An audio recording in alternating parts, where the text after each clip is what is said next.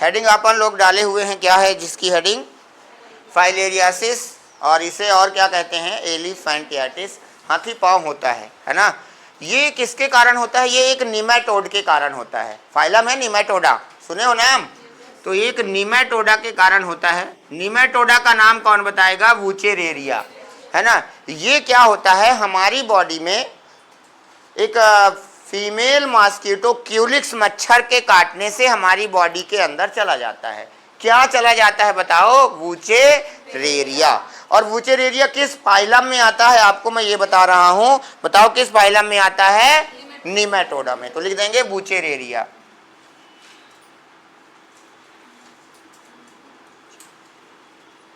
इसके कारण जो है हाथी पांव होता है, ठीक है। तो लिखेंगे निमेटोड है, जिस निमेटोड के कारण ये हाथी पांव होता है उसका नाम है वुचेरेरिया। हाथी पांव फैलाता है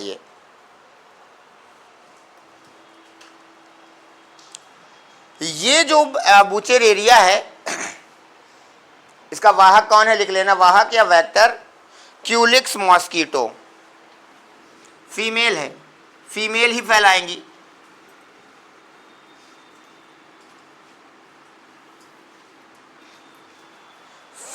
क्यूलिक्स मॉस्किटो, एक जैसे मलेरिया एनाफ्लीज फैलाता है ना, वैसे क्यूलिक्स मच्छर के द्वारा क्या होता है? फाइलेरिया होता है। और उसको क्या छोड़ती है? वुचेरेरिया चला जाता है ना। वो एक प्रकार का क्या है? निमेटोड है। जब किसी भी व्यक्ति को फाइलेरिया या एलिफेंटियाटिस होता है तो उसकी बॉडी का कौन सा अंग प्रभावित होता है? जैसे मलेरिया होता है तो आपको पता है लीवर में उसकी साइकिल चलती है, आरबीसी को तोड़ता है, बुखार आती है।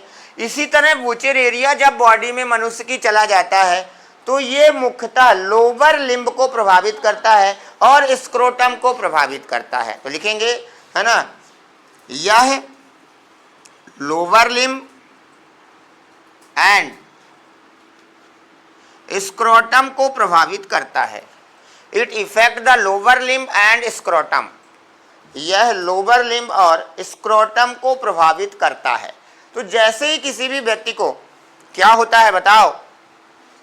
वुचेरेरिया आता है उसकी बॉडी में फीमेल क्यूलिक्स मॉस्किटो के काटने से, तो लोअर लिम्ब और स्क्रोटम को प्रभावित कर देता है, ठीक है। लिखेंगे लोअर लिम्ब और स्क्रोटम को प्रभावित करता है। लोअर लिम्ब में ये किसे प्रभावित करेगा? दोनों पैर तो हैं, उसमें किसे? लिम्फ नोड वेसल्स को प्रभावित करता है। लिखेंगे यह लिम्फ नोड को प्रभावित करता है। It effect the lymph node. यह लिम्फ नोड को प्रभावित करता है। It effect the lymph node. यह लिम्फ नोड को प्रभावित करता है। It effect the lymph node. यह किसे प्रभावित करता है बताओ तो सही? लिम्फ नोड को प्रभावित करता है, ठीक है। लिखेंगे लाइफ साइकिल कंप्लीट इन 2 होस्ट। लाइफ साइकिल 2 होस्ट में पूरी होती है। लाइफ साइकिल 2 होस्ट में पूरी होती है।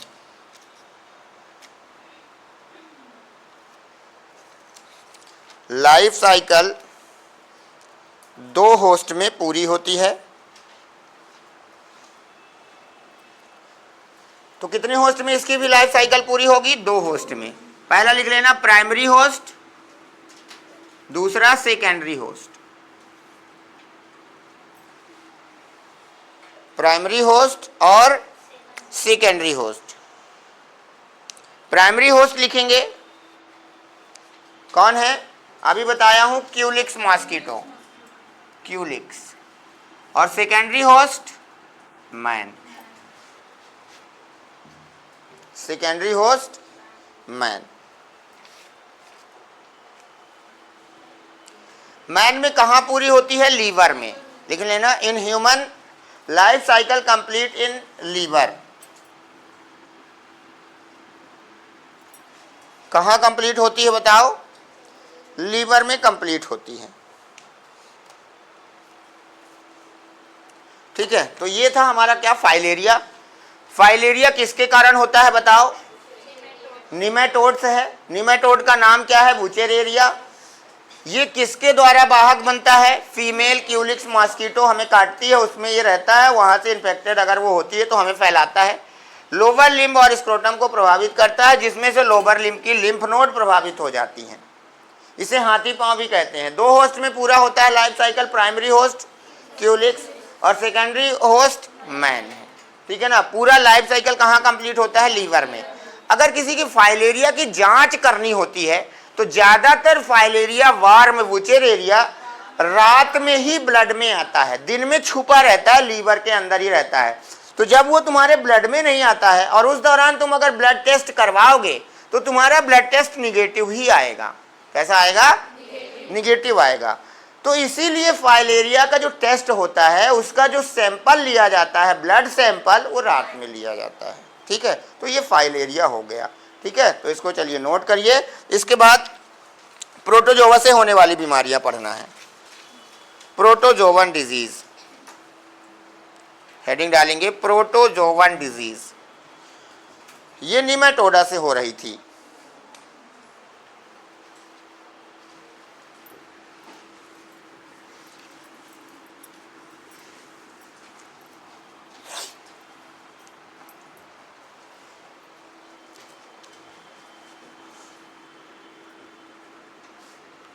Protozoan,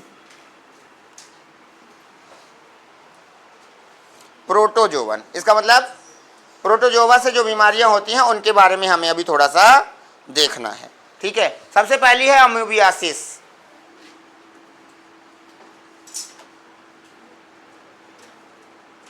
amoebiasis, amoebiasis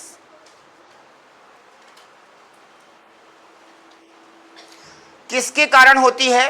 aunt amoeba histolytica लिखेंगे। प्रोटोजोवा है ये एक प्रकार का।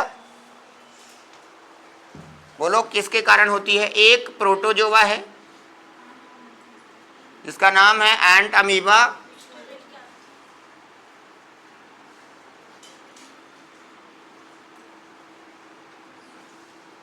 Aunt amoeba histolytica.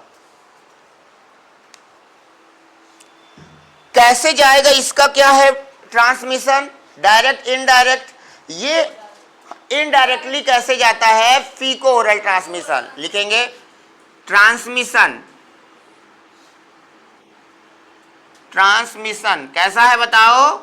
फीको ओरल है, मतलब सड़े गले खाने में ये प्रोटोजोवा हो सकता है और आप उसे खाना खाएंगे, ये चला जाएगा।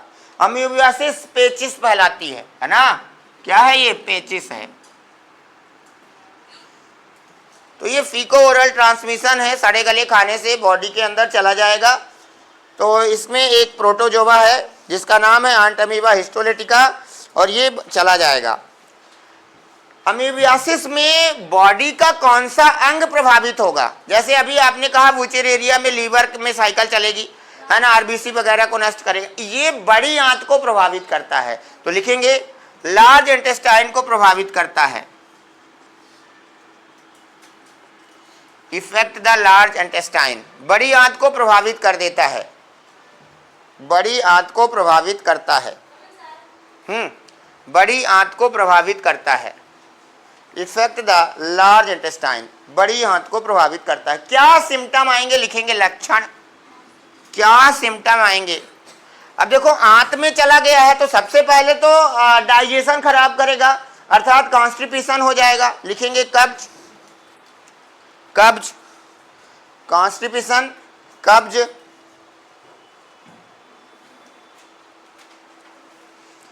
Loose motion, loose motion with blood, blood, blood के साथ लूज मोशन, ब्लड के साथ लूज मोशन।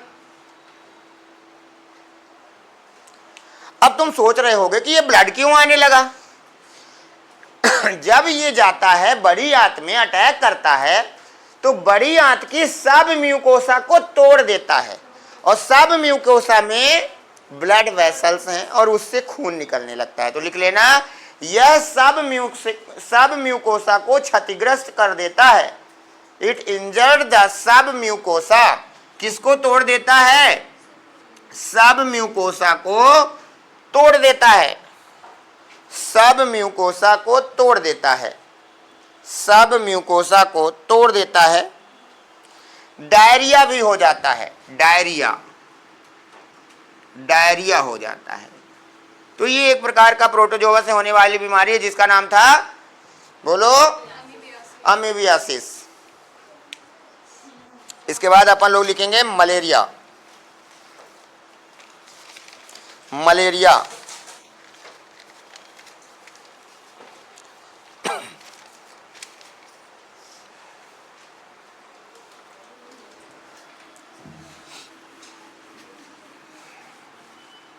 हेडिंग डालिए मलेरिया। ये भी एक प्रोटोजोआ से होने वाली है बीमारी जिसका नाम है, बोलो, अरे प्लाज्मोडियम, है ना। चलिए पहले हेडिंग डालिए मलेरिया।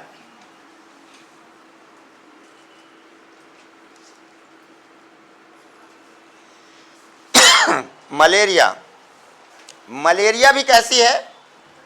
लिखेंगे इट इज प्रोटोजोवन। कैसी है? ये भी प्रोटोजोवन है। तो कौन सा प्रोटोजोवा है? प्लाज्मोडियम। तो मलेरिया बीमारी भी प्रोटोजोवा से होती है। और कौन सा प्रोटोजोवा मलेरिया फैलाता है? ठीक है, प्लाज्मोडियम फैलाता है। इसका वेक्टर वाहक कौन है बताओ? Female Anopheles. ये भी क्या है? मॉस्किटो है ना। यह भी एक प्रकार का क्या है? मच्छर है, लेकिन सब फीमेल ही करती हैं, है ना। तो फीमेल एनाफिलीज मॉस्किटो के कारण होता है, ठीक है। तो ये भी किसके कारण होता है? मादा एनाफिलीज के कारण होता है। इसके भी दो होस्ट हैं, इसकी भी जीवन काल, लाइफ साइकिल दो होस्ट में पूरी होती है। एक होगा प्राइमरी होस्ट, दूसरा होगा सेकेंडरी होस्ट। एक होगा प्राइमरी होस्ट, दूसरा होगा सेकेंडरी होस्ट।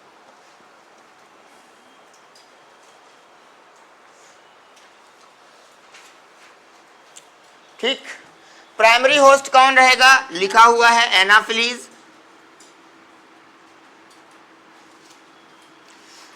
प्राइमरी सेकेंडरी समझ रहे हो कैसे पता करते हैं? उनके अंदर रिप्रोडक्शन कैसा हो रहा है? यहां सेक्सुअल रिप्रोडक्शन होता है। अगर सेक्सुअल होता है तो वो प्राइमरी होस्ट बनता है। और ये है होस्ट सेकेंडरी मैन, यहां हमेशा एसेक्सुअल रिप्रोडक्शन करते हैं, इसीलिए हम होते हैं इसका सेकेंडरी होस्ट, ठीक है। तो मलेरिया के भी दो होस्ट, बोलो कौन कौन से? प्राइमरी होस्ट एनाफिलीज, जो कि एक मच्छर है, फीमेल मच्छर है, यहाँ सेक्सुअल रिप्रोडक्शन चलता है इसलिए प्राइमरी है। सेकेंडरी होस्ट मैन है, एसेक्सुअल रिप्रोडक्शन चलता है इसीलिए सेकेंडरी है, ठीक है। तो मलेरिया किसके द्वारा होता है? प्रोटोजोवा के द्वारा। प्रोटोजोवा का कौन सा पैरासाइट? प्लाज्मोडियम। प्लाज्मोडियम का वाहक कौन है? किसके द्वारा आता है? Female Anopheles. अच्छा, आप हम ये तो नहीं सोच रहे हो कि हमेशा फीमेल ही क्यों, मेल का क्या दिक्कत है? फीमेल में क्या होता है, देखो, इसे अंडे देने के लिए, है ना, न्यूट्रिशन की आवश्यकता पड़ती है, और उस न्यूट्रिशन को पूरा करने के लिए ये ब्लड सक करती है, ठीक है ना। तो इसीलिए फीमेल ही ज़्यादा करती है ब्लड सक को, ठीक है ना। चलिए, तो इसके दो होस्ट हो गए, कौन कौन से बताओ,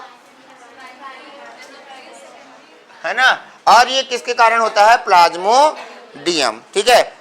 सामान्यतः 4 प्रकार के मलेरिया हैं, ठीक है ना। लिखेंगे normally 4 type of malaria find. सामान्यतः 4 प्रकार के मलेरिया हैं, सामान्यतः 4 प्रकार के मलेरिया हैं। 4 प्रकार के मलेरिया हैं, आप लिखेंगे।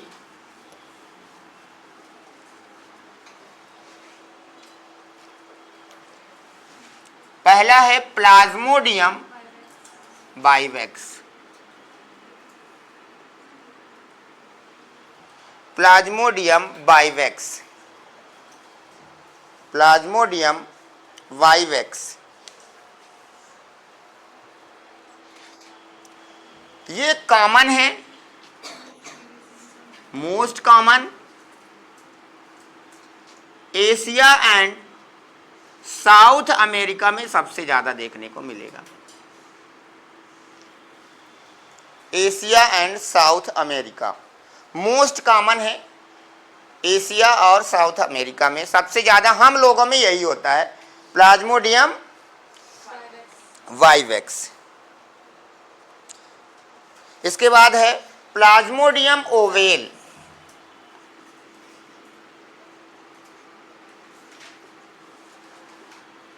प्लाज्मोडियम ओवेल दूसरा मलेरिया का जो टाइप है वो है प्लाज्मोडियम ओवेल। वेस्ट अफ्रीका वाले लोगों को होता है, वेस्ट अफ्रीका, वेस्ट अफ्रीका ज्यादातर आपको कहां देखने को मिलेगा? वेस्ट अफ्रीका में। तीसरा है प्लाज्मोडियम फैल्सीफेरम।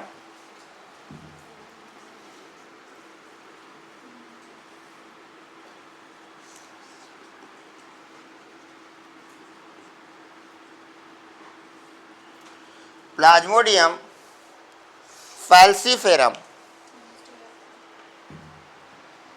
ये खतरनाक है, जानलेवा है, लिख देना, जानलेवा, लेथल है, जानलेवा, और मुख्यतः अफ्रीका में फैल होता है। ये अफ्रीका, ये जानलेवा है, मस्तिष्क ज्वर है, ब्रेन फीवर हो जाता है।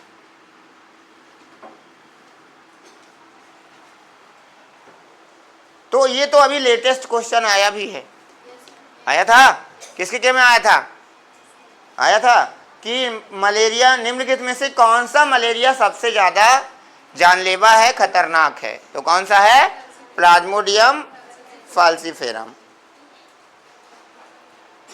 और अगला है प्लाज्मोडियम मलेरियाई।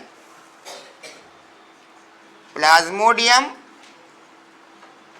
मलेरियाई ये रेयर है। रेयर माने बोलो, रेयर माने बहुत कम होता है, ये रेयर टाइप है और अफ्रीका के लोगों में ही होता है। रेयर है और अफ्रीका के लोगों को होता है। तो मलेरिया का टाइप हमने क्या क्या देखा बताओ? Plasmodium vivax common malaria, Asia और साउथ अमेरिका के लोगों को सबसे ज्यादा देखने को मिलेगा। दूसरा Plasmodium ovale West America. Plasmodium falciparum जानलेवा है, मस्तिष्क ब्रेन फीवर हो जाती है और अफ्रीका के लोगों को देखने को मिलता है। प्लाज्मोडियम मलेरियाई बहुत रेयर है और ये भी अफ्रीका में आपको देखने को मिल सकता है। हम लोग जो टेस्ट करवाते हैं अपने रीवा में उसमें ज़्यादातर केस में यही मिलता है और जो आपकी रिपोर्ट आती है उसमें लिख दिया जाता है ऐसे पीवी सीन। अगर मलेरिया है तो लिख दिया जाएगा पीवी सीन। इसका मतलब वो ये लिखा हुआ है कि प्लाज्मोडियम वाइवेक्स देखा गया, और अगर आपके ब्लड में ये देखा गया इसका मतलब तुम्हें वाइवेक्स मतलब मलेरिया है ना। फिर उसकी दवाई लेनी पड़ेगी, फिर डॉक्टर दवाई लिखेगा, इसीलिए तो टेस्ट ही करवाए थे। ठीक है, तो ये बात हो गई किसकी?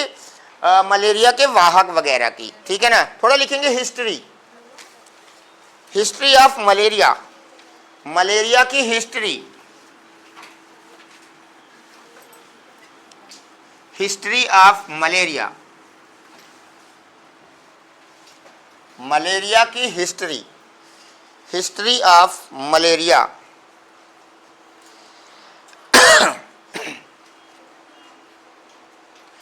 पहला नंबर लिखेंगे लेवेरॉन, एक साइंटिस्ट हैं लेवेरॉन।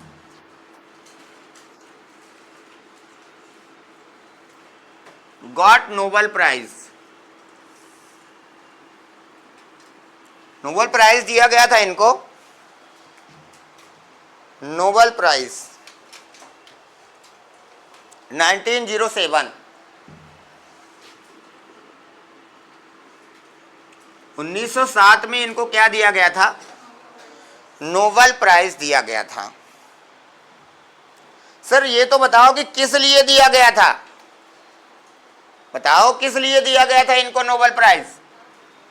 इनको नोबेल प्राइज दिया गया था क्योंकि इन्होंने बताया था कि मलेरिया का कारण प्लाज्मोडियम है और उस प्लाज्मोडियम को खोजा भी इन्होंने था। ठीक है ना? तो इन्होंने क्या बताया था? Discovered Plasmodium and find malaria caused by Plasmodium.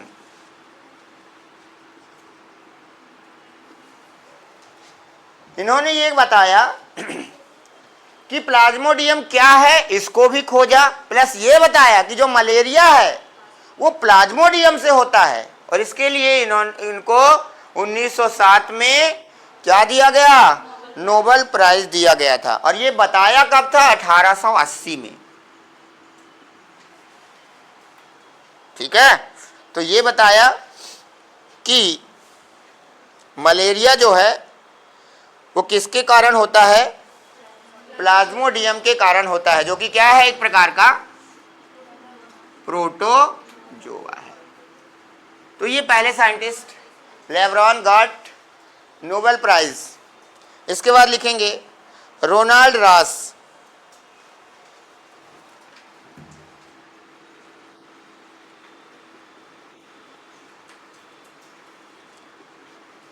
Ronald Ross ये इस समय डिस्कवर्ड किए थे और इस समय इनको नोबेल प्राइज दिया गया था, इतने साल बाद। रोनाल्ड रॉस डॉक्टर हैं, doctor Ronald Ross.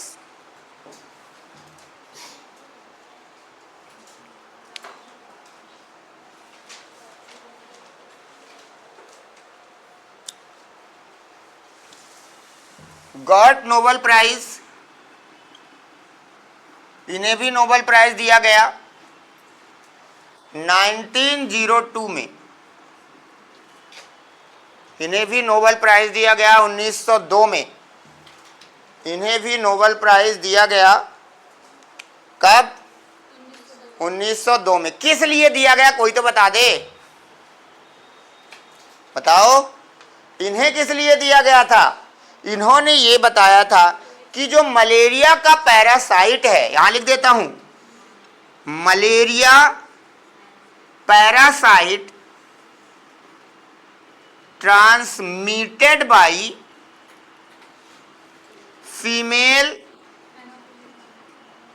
Anopheles mosquito. इन्होंने ये बताया था कि जो मलेरिया का पैरासाइट है प्लाज्मोडियम, वो किसके द्वारा ट्रांसफर होता है? एनाफिलीज मच्छर के द्वारा ट्रांसफर होता है। और ये बताया था 1897। इसके लिए इनको क्या किया गया था बताओ? नोबेल प्राइज दिया गया था। तो ये दो हिस्ट्री के दो साइंटिस्ट आपको मलेरिया के याद रखने हैं। कौन कौन से थे? लेब्रॉन और डॉक्टर रोनाल्ड रॉस। ठीक है, कौन क्या बताया आपको ये भी मैंने बता दिया। ठीक है, इन्होंने फीमेल मच्छर के स्टमक में वो चीज प्राप्त किया। ठीक है, चलिए अब हमें पढ़नी है मलेरिया की लाइफ साइकिल। चलिए लिखेंगे लाइफ साइकिल।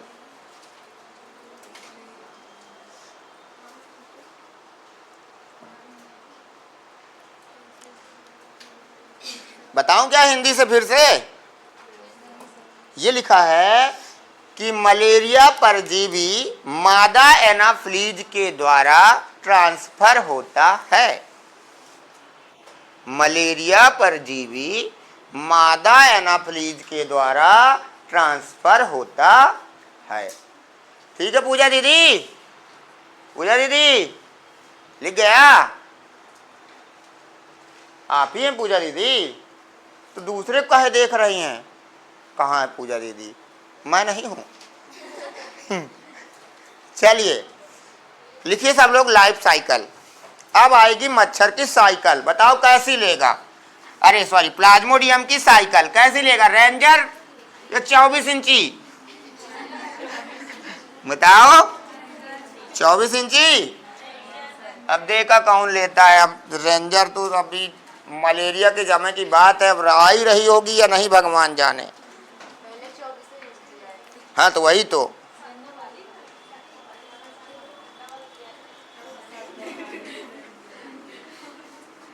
लिखिए लाइफ साइकिल ऑफ मलेरिया। हम मलेरिया के प्लाज्मोडियम की लाइफ साइकिल देख रहे हैं। तो सबसे पहले बच्चों मच्छर आएगा और क्या करेगा? तुम्हारे हाथ में खाएगा। ये हाथ है और ये आया मच्छरवा, ये डंक चुभा करके खा लिया। ठीक है, तो ये है ह्यूमन बॉडी और ये है मॉस्किटो। कौन सा होगा पता है? Female Anopheles. इसने काट दिया। क्या कर दिया? इसके लार्वा में थे स्पोरोजोइट्स। क्या थे? और ये स्पोरोजोइट हमारे अंदर आ गए। कहाँ आ गए? ह्यूमन में। ये लो भैया, ये आ गए स्पोरोजोइट। कहाँ आ गए? और ये स्पोरोजोइट इसके बाद हमारे चले जाएंगे ब्लड सर्कुलेशन में, जहां सर्कुलेशन, और इस ब्लड सर्कुलेशन में कौन आ चुका है? स्पोरोजोइट्स आ चुके हैं। कौन ला दिया? कौन सा मच्छराइन? बोलो, एनाफ्लीज। और उसने हमको काटा, हमारी बॉडी से वो कहाँ आ गया? हमारे ब्लड की वेसल्स में आ गया। कहाँ आ गया बताओ? ब्लड की वेसल्स में। अब इसको हम वहां से ट्रांसफर करवा देंगे ब्लड के माध्यम से। ये चला जाएगा लीवर में, जहां इसे चलना था। कहाँ चला जाएगा? It goes to liver. ये चला गया लीवर। जल्दी से इतना लिखो पहले, लीवर में हमने इसको पहुंचा दिया है। तो स्पोरोजोइट फाइनली लीवर तक पहुंच गए हैं। हो गया होगा? हो गया तक?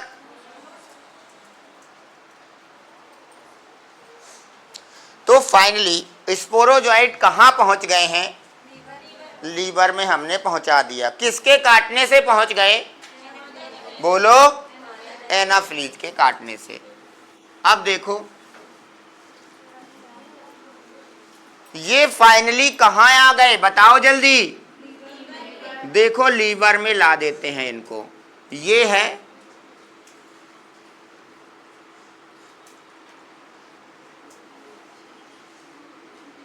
लीवर। क्या है ये? ब्लड के माध्यम से कहां आ गए हैं? ये स्पोरोजोइट कहां आ गए हैं? लीवर में। आपको पता है लीवर के पास उसकी खुद की सेल है और जिनका नाम होता है हिपैटोसाइट सेल। बोलो, तो ये लीवर की सेल हैं। दीज आर लीवर सेल, जिनका नाम है हिपैटोसाइट सेल। ये क्या है? स्पोरोजोइट, जो अभी आपने इंटर करवाया है ब्लड के माध्यम से। जैसे ही वहां तक पहुंचते हैं तो उनको लीवर में एक लीवर की सेल दिखाई देने लगती है। ये इसके अंदर जा करके और बड़े हो जाते हैं।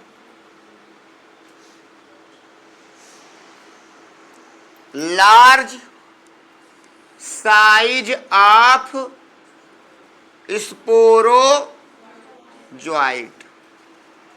स्पोरोजोइट कितने क्या कर लेते हैं लीवर की सेल के अंदर जा करके? लीवर की सेल का नाम हिपैटोसाइट सेल। उसके अंदर जा करके क्या हो जाते हैं? बड़े हो जाते हैं। इन बड़े स्पोरोजोइट को साइजोंट कहते हैं। क्या कहते हैं? साइजोंट। ये बन गए साइजोंट। बोलो क्या है ये? साइजोंट। तो कहां बने साइजोंट? बताओ थोड़ा। लीवर के अंदर। ये बन गए क्या बताओ? साइज़ोन्ट। ठीक है ना? क्या हो गया इसके अंदर बताओ? क्या बन गया? साइज़ोन्ट हो गया। अब इसमें होगा फ्यूजन। क्या हो जाएगा? और ये खूब सारे हो जाएंगे। देखो ए सेक्सुअल है ना? ए सेक्सुअल रिप्रोडक्शन होगा और ये खूब सारे बन जाएंगे। पूरा लीवर की जो सेल थी, क्या नाम था? हिपैटोसाइट सेल, उसको पूरा भर देंगे। क्या कर देंगे? इतना भर देंगे, इतना भर देंगे कि कोशिका ओवरलोड हो जाएगी। और अगर ओवरलोड हो गई तो टूट जाएगी। सारे के सारे ये जो थे ये सब कहां निकल आएंगे?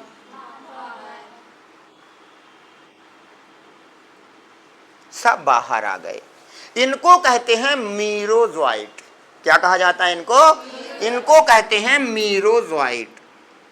सर हमें समझ में आ रहा है कि नहीं आ रहा? पहले ये बताओ। आ रहा है? अब ये मीरोजोइट आ गए हैं। क्या आ गए हैं बताओ?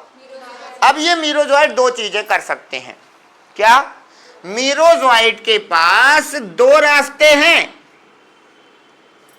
एक ये पुनः लीवर की जो दूसरी हिपैटोसाइट सेल हैं उनको इफेक्ट कर दें।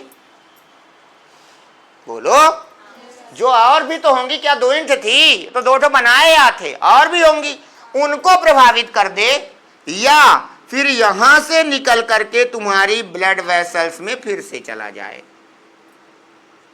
ये तो कुछ तो जाएंगे ही, कुछ ब्लड में चले गए और कुछ दूसरी सेल में चले गए इन्फेक्शन फैलाने के लिए। क्या हो गया बताओ? कुछ चले गए, कुछ चले गए सेल में। ठीक है, अब क्या होगा? जो यहां चले आए ब्लड में, ये मीरोजोइट जो हैं वो कहां आ गए बताओ? ब्लड से। अब ये अटैक करेंगे आरबीसी पर। कहां अटैक करेंगे? इसीलिए हम कहते हैं कि मलेरिया में ह्यूमन लाइफ साइकिल में जो ये चलता है, अभी तक ये जो चल रहा था प्री इरिथ्रोसाइट फेज चल रही थी। इरिथ्रोसाइट मतलब अभी तक आरबीसी में कुछ नहीं हुआ था, तो वो प्री इरिथ्रोसाइट फेज थी। अब आरबीसी आई, अर्थात ये इरिथ्रोसाइट फेज चालू हो गई है। तो जैसे ये आरबीसी में आ गए तो आरबीसी का दूसरा नाम होता है इरिथ्रोसाइट, तो इरिथ्रोसाइट फेज चालू हो गई है। अब ये क्या करेगा? मीरोजोइट हमारी आरबीसी में अंदर आएगा। एक तो यहां चले गए, दूसरे आरबीसी में भी आ गए।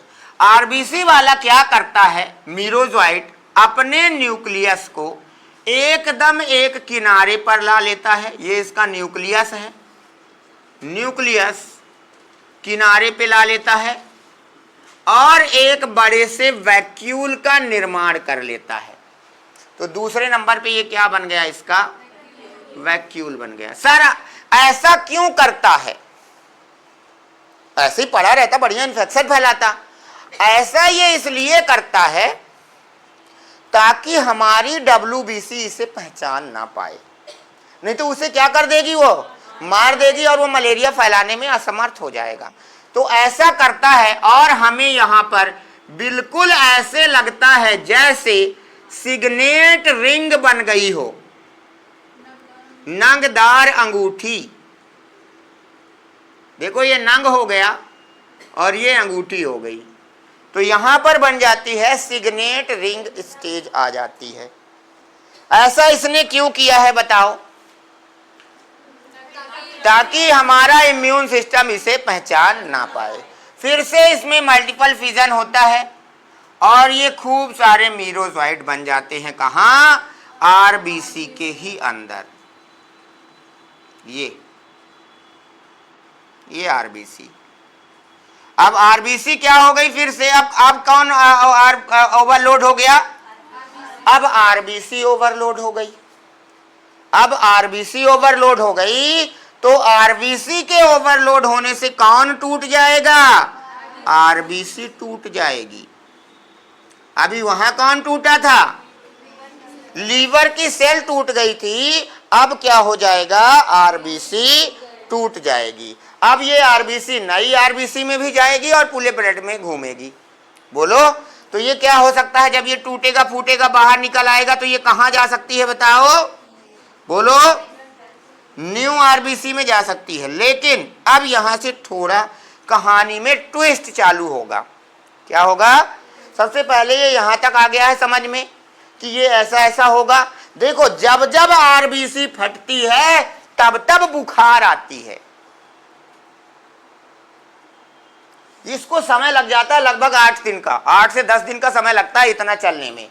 तब जाकर के मलेरिया का पहला सिम्टम बुखार आना चालू होगी। जिस दिन आरबीसी फटेगी उस दिन बुखार आएगी। आरबीसी फटी, बुखार आई, कुछ समय बीता, फिर से बुखार उतर गई।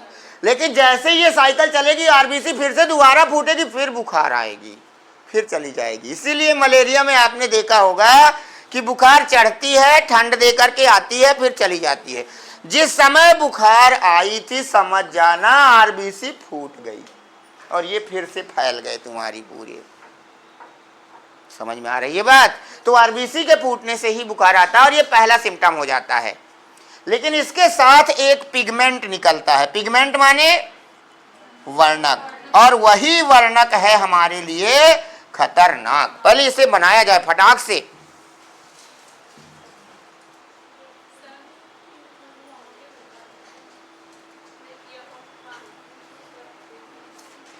ये निकला, देखो मीरोजोइट निकला और कहाँ चला गया? ब्लड में।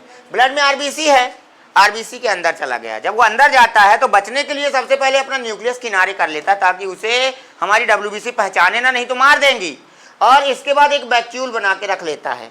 सारा मटेरियल तो न्यूक्लियस में है, छुपा रहता है इसी तरह, और ऐसे लगता है जैसे नंगदार अंगूठी बन गई है। ये अंगूठी देखो ना, ये न्यूक्लियस, ये वैक्यूल। अब जिसको समझ में नहीं आया है वो वीडियो में आराम से बना लेना, क्योंकि उसमें तो इकट्ठा नहीं बना दिए होंगे, इधर का खाली रहा होगा, फिर इतना लिखा रहा होगा, तो रोक के भी बना सकते हो। अब देखो, पढ़ाई के नहीं होगा, जबरदस्ती कैसे पढ़ाया जा सकता है?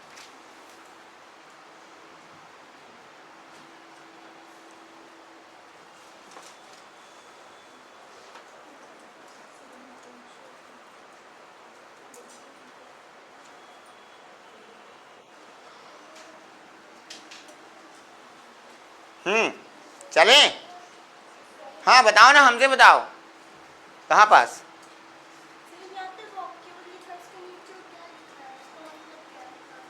ये लिखा है मल्टीपल फिजन, खूब सारे बना लेना।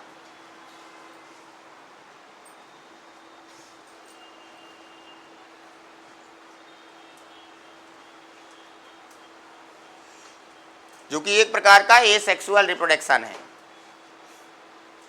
मिटाऊं? लीवर,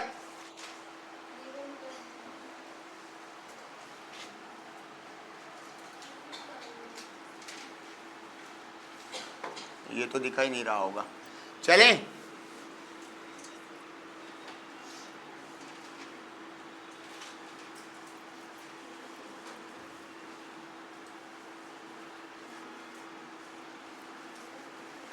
मिटाएं?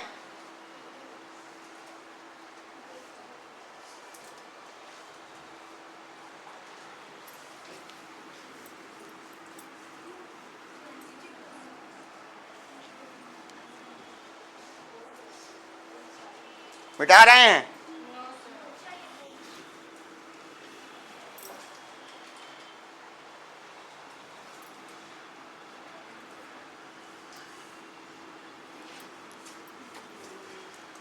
तो देखो, फाइनली आरबीसी के अंदर भी इसी तरह क्या हो गए हैं? बोलो, आरबीसी के अंदर भी इसी तरह खूब सारे मीरोजोइड बन गए हैं। क्या है ये? मीरोजोइड बन गए हैं। कोई दिक्कत है क्या? बोलो। अब देखो, और आरबीसी क्या हो गई? ओवरलोड हो गई, इतना ज्यादा हो गए कि आरबीसी फट गई। ठीक है, जब ये फटती है तो इससे ये सारे मीरोजोइड क्या हो जाते हैं? बाहर निकल के आते हैं। इसमें दो तरह के मीरोजोइड हैं यार, मैंने गौर से देखा तो इसमें एक बड़काए और एक छोटे छोटे। जब ये फटी तो इसमें दो तरह के मीरोजोइड निकले। एक बड़ा है जिसका नाम है मेगा गैमीटोसाइट। क्या है बताओ? ये मेगा गैमीटोसाइट और ये है माइक्रो गैमीटोसाइट। ठीक है, तो दो आ गए। इससे बन जाएगा मेल और इससे बन जाएगा फीमेल। और इसी दौरान अभी मैंने बताया यहां से एक निकलता है पिगमेंट, मतलब वर्णक, जिसका नाम होता है हीमोज्वाइन। क्या नाम होता है? हीमोज्वाइन। और जिस समय आरबीसी टूटती है उसी समय बुखार आती है और ये ब्लड में हमारे हीमोज्वाइन चला जाता है। इसके द्वारा ही हम ये पता करवाते हैं कि इसे कौन से टाइप का मलेरिया है। एक्सक्रीटरी प्रोडक्ट हैं इनके, प्लाज्मोडियम के उत्सर्जी पदार्थ हैं और इनके प्लाज्मोडियम बाइवेक्स का अलग होता है, फैल्सीफेरम का अलग होता है, सबके अलग अलग हैं, है ना। और इसी के आधार पर हम क्या पहचान लेते हैं कि इसको कौन सा मलेरिया है। तो हीमोज्वाइन निकलता है, कब निकलता है? जब आरबीसी टूटती है। यह मलेरिया का पहला सिम्टम है। और इसमें आ जाएगी क्या? फीवर। ठंड दे करके बुखार आएगी, चली जाएगी, लेकिन जब आरबीसी फिर फटेगी, फिर चढ़ाएगी, फिर चली जाएगी, फिर आरबीसी फटेगी, फिर आ जाएगी। बोलो आ गई बात समझ में? अब क्या होने वाला है देखो, ये आ गया मेल, ये बन गया फीमेल। देख लो इधर मेल भी बन गया और फीमेल भी बन गया। कहाँ हैं ये दोनों? हमारी बॉडी में कि किसी और पर हैं?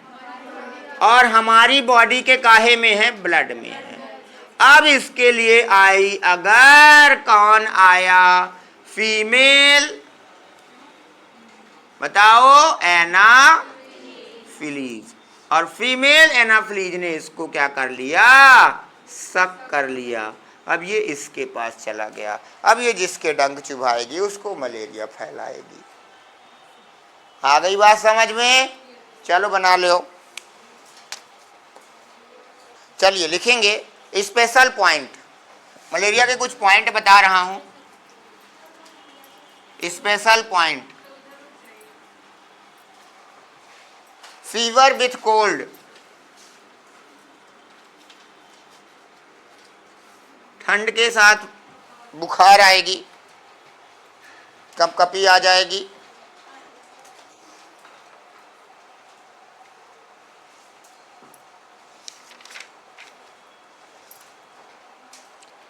लिखेंगे। इसकी जो दवा प्राप्त होती है वो कहाँ से मिलती है? इस बार भी आया था, सिनकोना प्लांट की छाल से। लिख लेना, मलेरिया की दवा सिनकोना प्लांट के छाल से प्राप्त होती है। Cinchona plant,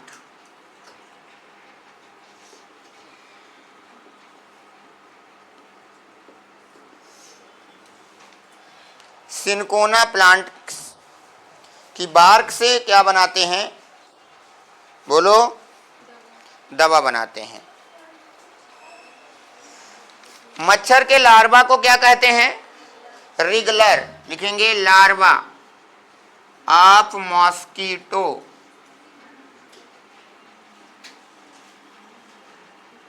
रिगलर।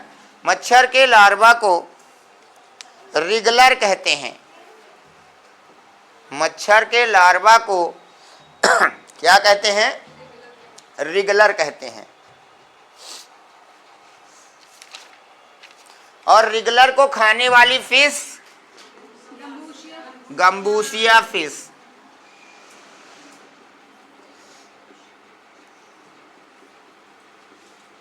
लार्वा को खाती है। तो मच्छर के लार्वा को खाने वाली मछली गम्बूसिया फिश।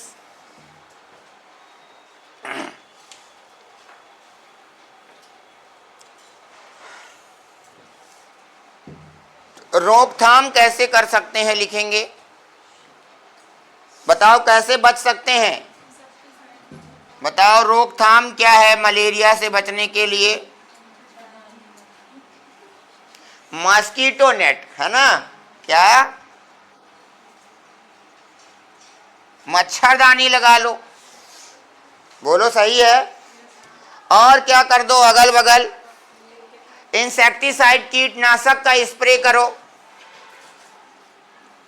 कीटनाशक स्प्रे, अगर आप उसे स्प्रे करोगे तो कीड़े जो भी हैं, जितने भी इंसेक्ट वगैरह हैं, वो क्या हो सकते हैं, मर जाएंगे। मर जाएंगे तो आसपास नहीं रहेंगे तो कम रहेंगे, है ना। कहीं पर पानी इकट्ठा ना होने दें, अगर कहीं पर गलदा पानी है तो उसमें ऑयल वगैरह या इंसेक्टिसाइड छिड़क देंगे तो उससे क्या हो जाते हैं, मर जाते हैं, ठीक है ना।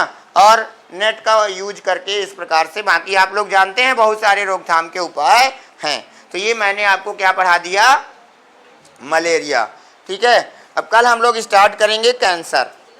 कल से क्या स्टार्ट होगा, कैंसर और HIV, दोनों खत्म हो जाएंगे, फिर ये खत्म होगा, फिर आगे चलेंगे दूसरे चैप्टर पे, ठीक।